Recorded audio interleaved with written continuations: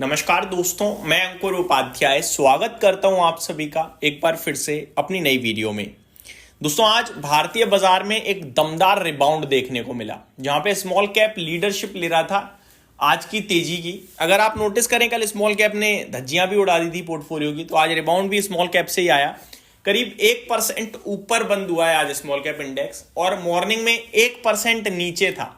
अगर आप नीचे से काउंट करेंगे तो आज स्मॉल कैप इंडेक्स में ऑलमोस्ट 500 पॉइंट का मूव देखा है हम सभी ने, जो कि करीब 3% के समथिंग हो गया, क्योंकि नीचे से आप काउंट करोगे तो थोड़ा ज्यादा हो जाता है। इसलिए आगे बात करी जाए तो सबसे इंटरेस्टिंग पार्ट यह था कि डे हाई पे बंद हुआ बाजार। ये थोड़ा स्ट्रेंथ वाली बात थी।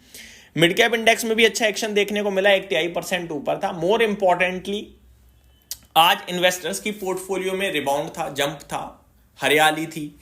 कल बहुत पैनिक मच गया था बाजार में, आज थोड़ा सा रिलीफ मिला होगा, मैं ये कहूंगा। निफ्टी हालांकि 120 पॉइंट नीचे बंद हुआ है, सेंसेक्स करीब 425 पॉइंट नीचे बंद हुआ है। ऑलमोस्ट आधे परसेंट की दोनों जगह ही आपको गिरावट देखने को मिली है। ऐसा क्यों हुआ? ऐसा इसलिए हुआ क्योंकि आज जो ये निफ्टी सेंसेक्स नीचे थे, उसके पीछे आई थिंक रीजन था, और वो रीजन ये था कि एक्सपायरी थी, और एक्सपायरी के चलते शायद इनमें कॉल सेलिंग वगैरह हो रखी थी, जिसकी वजह से ये ऊपर नहीं जा पाई।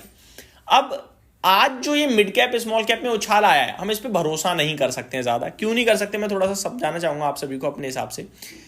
जो स्मॉल कैप इंडेक्स है, वो इंडेक्स आज भागा जरूर है, लेकिन कल के हाईज के ऊपर नहीं निकला। जब एक एक्सेसिव सेलिंग हो जाती है तो एक पुल बैक आता है, बाउंस बैक आता है। ये वो बाउंस बैक हो सकता है। फॉर एग्जाम्पल, मैं हमेशा बोलता हूं, एक बॉल अगर हम ऊपर से नीचे फेंकेंगे तो टप्पा खाने के बाद वो उछलती है, फिर वापस नीचे जाती है। तो हो सकता है ये वैसा ही कुछ हो। एक बार कल का हाई इंडेक्स अगर ब्रेक करेगा तो मैं मानूंगा कि ये ऊपर के लिए तैयार होता हुआ दिख रहा है। फॉर एग्जांपल, जो कल का हाई था, यानी मंडे का हाई, वो था आपका 17,514 का। वन मोर थिंग, हम लोग 20 EMA से बहुत ज्यादा नीचे आ गए हैं। 20 EMA इंडेक्स का 17,800 पे है, और जब EMA की लाइन से बहुत ज्यादा नीचे या बहुत ज्यादा ऊपर चले जाते हैं तो वापस EMA के पास पहुंचते हैं धीरे धीरे। तो मेरे को लगता है ये धीरे धीरे आपका EMA के पास पहुंच रहा है। अभी के हिसाब से अगर मैं आपको EMA बताऊं तो वो 17,753 पे है, ठीक है, 17,753 पे। एक दो दिन अगर बाजार यहीं कहीं कंसोलिडेट करेगा तो ये EMA बहुत तेजी से नीचे आएगा, फिर उस EMA की लाइन के पास पहुंच जाएंगे हम, फिर दोबारा गिरावट के चांसेस बन सकते हैं। तो तेजी तो थी आज, लेकिन इसमें कॉन्फिडेंस अभी मुझे उतना नहीं है। मैं 2-3 दिन वेट करना चाहूंगा, क्योंकि जिस हिसाब से सेल ऑफ आया है, डराने वाला था। ये तो गई आपके लिए बात दोस्तों इंडेक्स पे। अब आ जाते हैं स्टॉक्स पे। स्टॉक्स की बात करें तो जो एक्शंस में थे उसमें TTML था, 15% की तेजी थी। केन्स टेक्नोलॉजीज में 14.5% की तेजी थी। जेपी मॉर्गन की एक बड़ी इंटरेस्टिंग रिपोर्ट भी आई है, मैंने दूसरे चैनल पे डिटेल वीडियो भी आप सभी के साथ शेयर करी है। मैं आपको बताना चाहूंगा, पहली बात तो केन्स टेक्नोलॉजीज ने क्लियर करा है कि कंपनी के कोई ऑडिटर चेंज नहीं होने वाले हैं, कोई रेगुलेटरी एक्शन कंपनी के ऊपर नहीं हुआ है, और जो ये मीडिया रिपोर्ट्स हैं कि सब्सिडरी में ये सब हुआ है, इन सब से कंपनी के ऊपर कोई इंपैक्ट नहीं आ रहा। यानी कंपनी ने ये चीजें क्लियर करी हैं, जो कि पॉजिटिव साउंड करती हैं। दूसरी बात, जेपी मॉर्गन की रिपोर्ट जो थी वो बहुत इंटरेस्टिंग थी, और वो ये कह रही थी कि ये स्टॉक अब बहुत सस्ता हो गया है 3800 के भाव पे। उन्होंने कहा कि कंपनी का शेयर पैग पे, यानी कि प्राइस अर्निंग जो है आपकी टू ग्रोथ जो है, वो 0.7 पे आ गया है, यानी 1 से भी नीचे है, जो कि बहुत पॉजिटिव हो जाता है। ये चीज मैंने कल आपके साथ डिस्कस करी थी कि अब कंपनी का जो 70-67 का पीई है वो बहुत सस्ता हो गया है, क्योंकि अगर मैं इसे 2 साल आगे के पीई से कंपेयर करूं तो फिर ये कंपनी आपको मतलब 30-40 के पीई पे मिल रही है, जो कि बहुत सस्ती है। जिसके हिसाब से मैंने आपसे कहा था कि आप कहीं ना कहीं इसमें बिकवाली नहीं करनी है, आप बाय ऑन डिप की स्ट्रेटेजी बनाना शुरू करो। जेपी मॉर्गन ने यह भी कहा कि जितनी भी दिक्कत है वो सेंटिमेंटल दिक्कत है, फंडामेंटली स्ट्रांग ही है काउंटर, तो यहां से आप अब निवेश के मौके तलाशिए। फेयर वैल्यू कंपनी की 4900 की दिखती है जेपी मॉर्गन को। उनका टारगेट जो है वो 7550 का है, तो काफी बुलिश है जेपी मॉर्गन इस स्टॉक पे।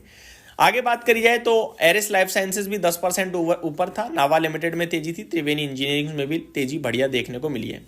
आज के सेशन में टाटा मोटर कमर्शियल व्हीकल का शेयर भी एक्शन में था।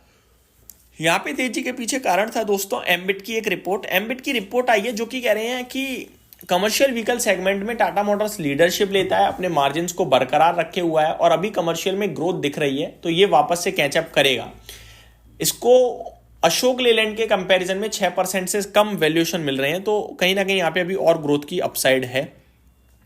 ये सब देखते हुए टाटा मोटर्स पे जो एम्बिट है वो 430 रुपीज़ का टारगेट शेयर करके चल रहे हैं, तो काफ़ी बुलिश दिख रहे हैं एम्बिट, जो कि टाटा मोटर कमर्शियल व्हीकल पे आज रिपोर्ट निकाली है। बाय के साथ इनिशिएट करी है अपनी रेटिंग इस कंपनी के ऊपर, कवरेज बाय की कॉल दी है, 19% अपसाइड देख रहे हैं 430 रुपये के लक्ष्य के लिए, जिसके चलते आज कमर्शियल व्हीकल का शेयर भी 3.5% की तेजी दिखाता हुआ दिखा।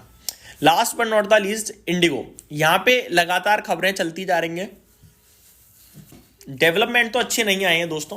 कंपनी ये तो कह रही है कि ऑपरेशन जो फ्लाइट्स हैं वो अभी और ज़्यादा उड़ने लगी हैं, चलने लगी हैं, लेकिन डीजीसीए लगातार एक्शन ले रहा है। पहली बात, डीजीसीए ने कंपनी के 5% से फ्लाइट्स घटा दी हैं रूट्स पे। अब कंपनी को बताना है कि भैया कौन कौन से जगह वो फ्लाइट्स कम कर रहे हैं। दूसरी बात, डीजीसीए ये भी कह रहा है कि भारत को और एयरलाइंस की ज़रूरत है, तो वो भी बड़ा इन कंपनी के लिए दिक्कत का विषय है। नेक्स्ट, अगर आप इनके कॉम्पिटिटर्स की बात करें तो स्पाइस जेट, एयर इंडिया क्या कर रहे हैं? एयर इंडिया तेजी से हायरिंग कर रहा है और स्पाइस जेट फ्लाइट ही ऐड कर रहा है, जिसकी वजह से थोड़ा और दिक्कत इस कंपनी को हो सकती है। तो अभी मैं इसको लेकर अलर्ट ही करूंगा 1-2 क्वार्टर कम से कम। ये मेरी तरफ से अपडेट थी, उम्मीद करता हूँ डिटेल्स पसंद आई होंगी। Thank you so much for watching this video, have a great day guys.